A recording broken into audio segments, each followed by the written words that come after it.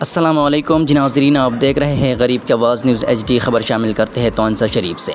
عام آدمی تحریک کے سربراہ ڈاکٹر راشدہ بٹہ اور ملک فرحان بٹہ نے غریب کی آواز سے خصوصی گفتگو کرتے ہوئے کہا کہ جوگ بٹہ میں دوسرے حلقہ کے MNA عبدالقادر کوسہ، خواجہ نظام اور وہاں کے بٹہ پگڑ پوشوں کی جانب سے پورا مہینہ شدید گرمی میں ٹرانسفارمر نہ لگا سکے۔ جب ڈاکٹر راشدہ بٹہ صاحب اور ملک فرحان بٹہ کی کوششوں سے ٹرانسفارمر اپ گریڈ ہوئے اور لگوانے کا وقت آیا تو پورے محکمے کو بلیک میل کر کے حضورین جنابوں نے جا کے افتتاح کر دیا۔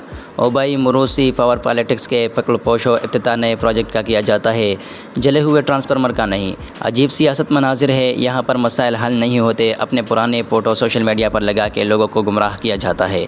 ان دو ٹرانسفارمر پہ اگر کسی کو شک ہو تو بما ثبوت ہم حاضر ہے۔